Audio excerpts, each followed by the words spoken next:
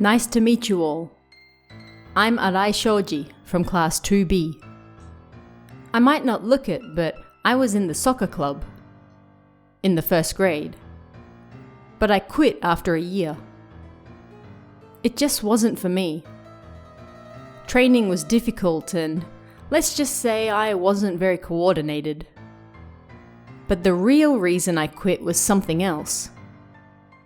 Did you know that this school has a training lodge?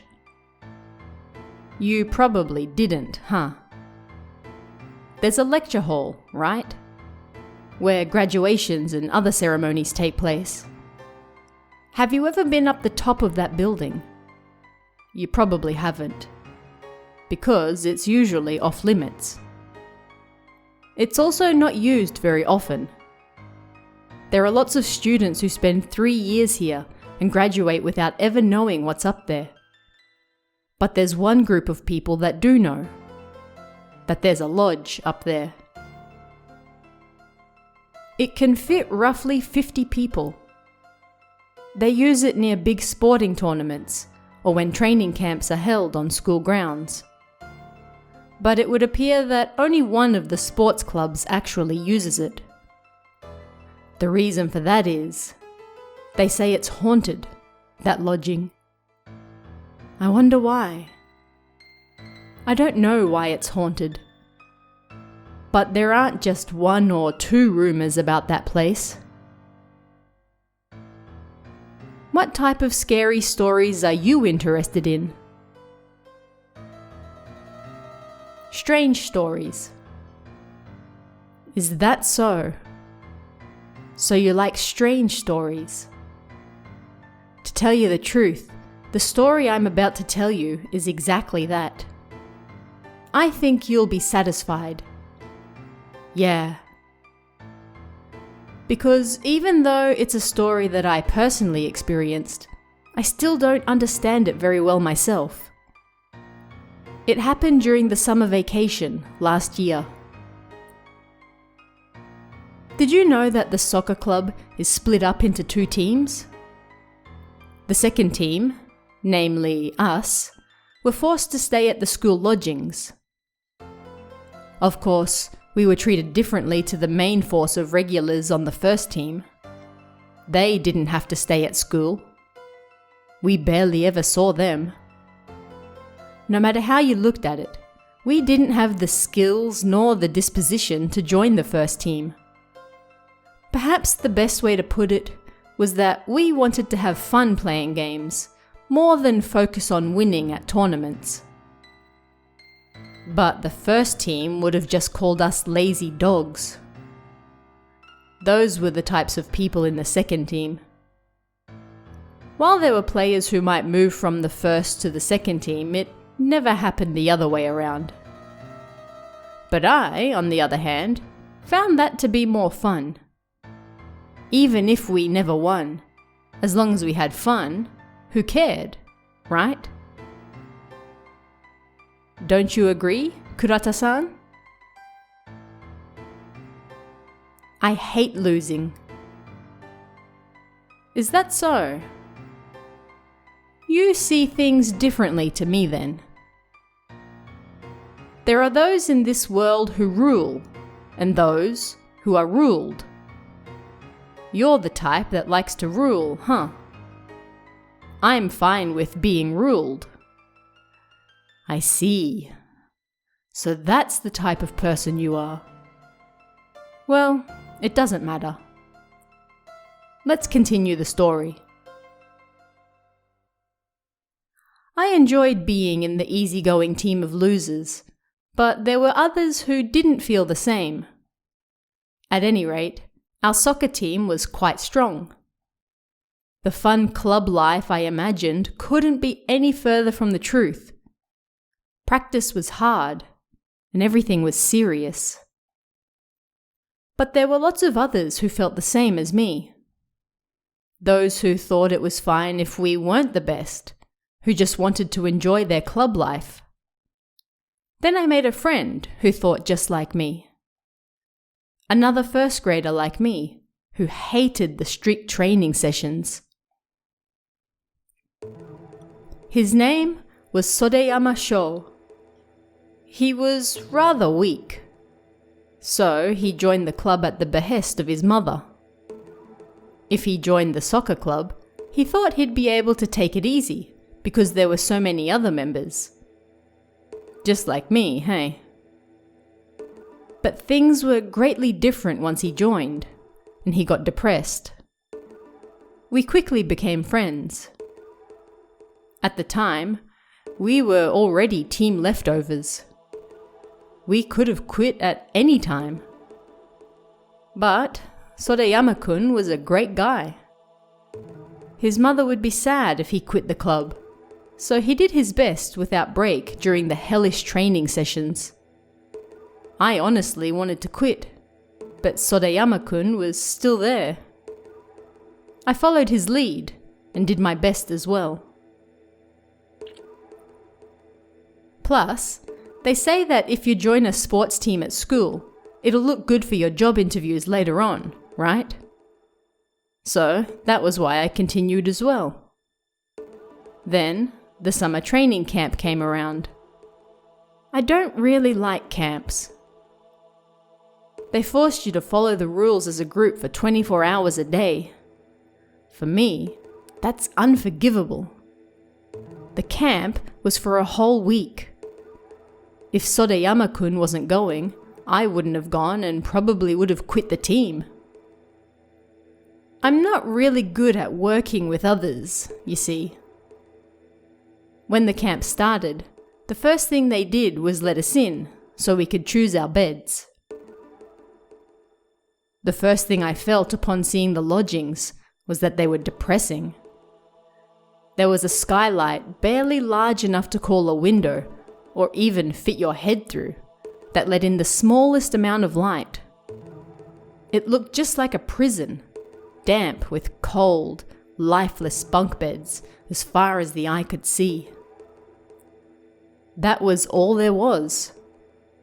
Nothing but beds. And the beds were nothing but steel frames with no lights and thin, cold mattresses. It was just like sleeping on the floor. To be honest, it was more like a reformatory than a lodging. And still there were guys who were excited about it. Everybody would be eating together, then sleeping together. There are people out there who enjoy that sort of stuff. I couldn't understand it. "I'm taking this bed. This one's mine," people said as they chose their beds. All the beds were the same though.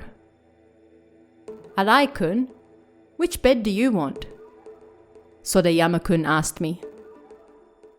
If possible, having our beds next to each other would have been nice. The only person I got along with there was Sodeyama-kun. When I looked, most of the beds were gone already.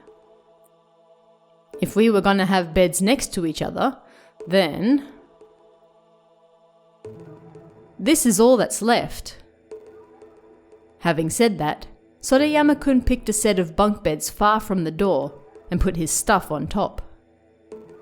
To the right of that was still free. Well, I'll take this one then. I put my stuff on the free bed to the right of Sodeyama-kun's. "Hey, he picked bed number 4. Oh, what an idiot. I couldn't help but catch what some guys near us were whispering. Bed number 4? I carefully checked the edge of the bed. The number 2 was written on mine. It appeared that Sodeyama-kun hadn't heard their conversation. I snuck a glance at his bed. The number 4 was written on it. That was the first time I noticed it. That all eyes were on him. Everyone had put their stuff away and was pretending not to look, but they were snatching glimpses and seemed concerned not necessarily with Sodeyama-kun, but with bed number 4. I debated whether I should say something. Should I tell him? Or... What do you think I did? Said nothing. Yes, that's right. I wasn't especially concerned, so I didn't say anything. Plus, I didn't want to say anything strange that might cause a crack in our relationship. Intense training started from that day. But we had some free time after dinner, so we could relax. Everyone had brought portable games and CD players to listen to. Those who didn't still had comics and books to read, or played card games. Everyone passed the time in their own way on their beds. Sodayama-kun and I spoke about study, our hobbies, and all sorts of things. Time passes quickly when you're having fun.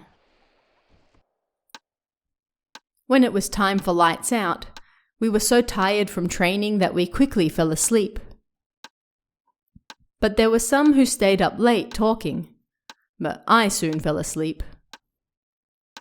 All I remember was what sounded like Sodayama-kun groaning during the night.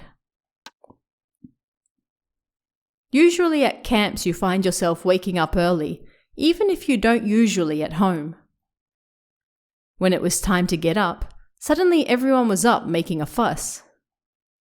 Even I, who usually struggled to get out of bed, found myself up and at it. Sodayama-kun rubbed his eyes, looking exhausted. You don't look like you slept very well, huh? When I said that, he nodded. Seemed like you were crying in your sleep. I don't really remember, he answered, looking tired. Then I noticed something. There was a small blue bruise on his right wrist. How did you get that? Did you hit something? I don't know. I don't really remember, he answered, as though annoyed. During practice that day, Sodayama-kun really looked like he was struggling. He seemed to be struggling to breathe, and his shoulders drooped from start to finish. He usually smiled brightly whenever I approached him to talk, but on this day, he was like a different person. That night, he seemed to have trouble sleeping. The next morning, his complexion was even worse. And the bruise on his wrist had gotten even bigger. It was like something heavy had sat on it for a long time, and then twisted as hard as it could. Just looking at it was painful. Sodayama-kun, are you okay? Yeah. Doesn't that bruise on your hand hurt? It's even worse than yesterday. Yeah. He said very little. This went on for several days, and with each passing day, his health and complexion worsened. It was like it was impossible to tell if he was dead or alive. Plus, the bruise on his right hand was getting bigger and darker, like something was being impressed into it. Then, on the last day of training, he finally passed out. The bed. Put me on the bed. That was all he whispered. It was hot. Thinking that maybe he had heat stroke, they let him rest on the bed. It was the summer holidays, so the nurse wasn't at school. Arai, you go with him, one of the seniors said, so I took Sodayama-kun back myself. I had intended to do so anyway, even without them telling me. When we got there, I debated whether I should let him rest on bed number 4. Everyone had been acting like they didn't want to be near it. Plus, that conversation I'd overheard with those two. I clearly remembered it. Kurata-san, what do you think I did? Let him rest on another bed. That's what I thought I should do. I should let him rest not in bed number 4, but on my own. But it was no good. He didn't want to. For some reason, he wanted to sleep in bed number 4. I couldn't stop him, so we got into it. Hurry up and leave. I'm tired. He treated me coldly. He chased me out like I was a nuisance. I exited the room, leaving him alone. The lodgings were humid and dark, despite it being midday. The stuffy air was dusty and damp. I didn't want to be there any longer than I had to be. But I grew more and more worried as well. If something happened to Sodayama-kun, I would be the one responsible for it. What would you do? Return to check on him. Would you really? Do you really think you could do that if you were standing in that dark place? You look like the type who would easily throw away your friends. You are a type who likes to control things, after all. Anyway, I'm different. Yeah. I returned to the room. Because I was worried about him. He was asleep.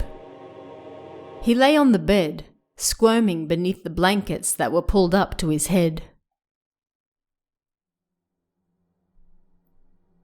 But what I thought was a blanket was actually alive. A mysterious creature that looked like a caterpillar covered in thin, light tea-colored hair was on top of him. Ah! I screamed before I could stop myself. As soon as I screamed, it stopped moving. Then it slowly turned to look at me. It was hidden from the neck down by what looked like a blanket, so I couldn't see the whole thing. Of course, I didn't want to see it either. Its expression was unbelievably terrifying. Its face kind of looked female, but it was undoubtedly not human. But it wasn't a spirit or anything like that either. It was just some strange monster. It had a hand in its mouth. Sodayama-kun's hand. It was like time had stopped. The world around us was silent, not a single sound.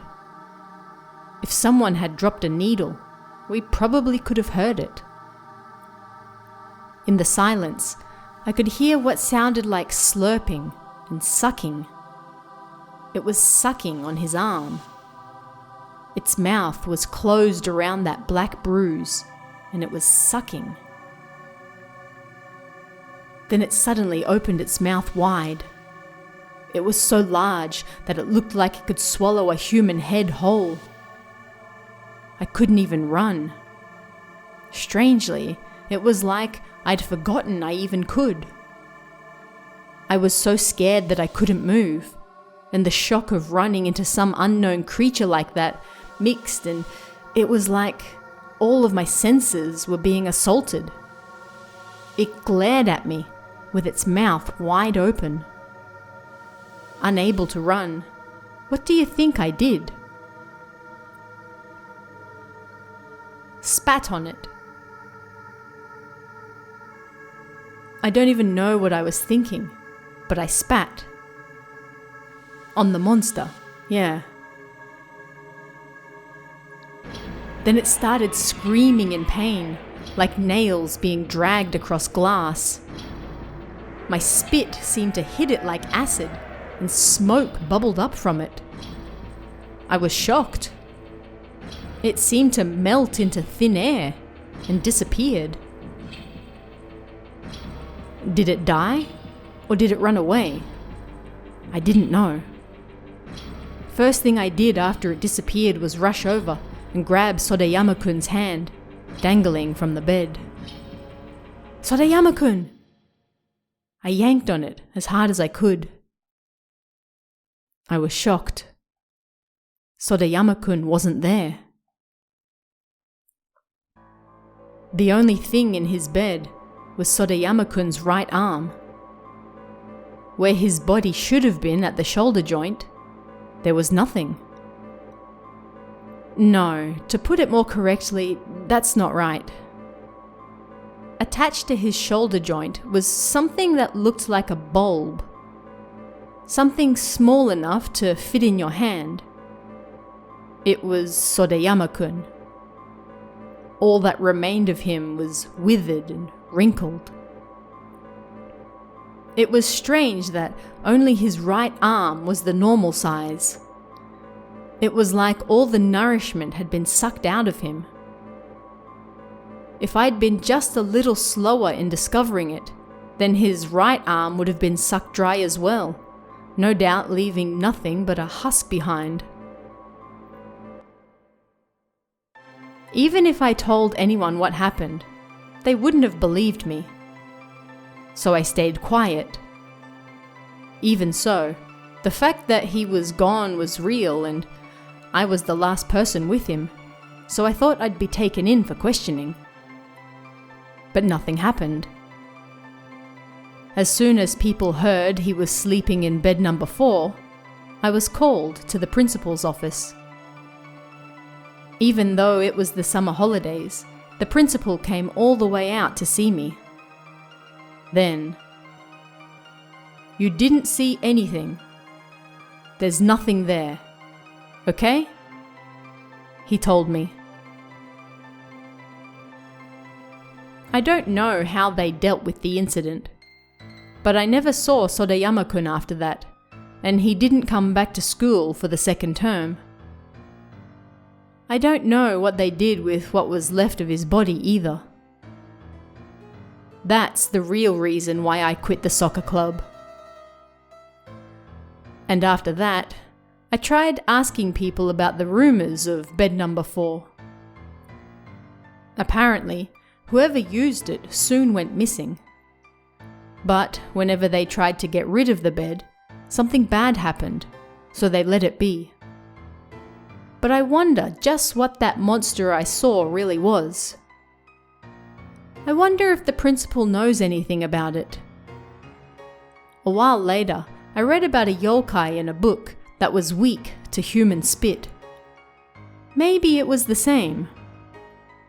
But I don't think it's dead.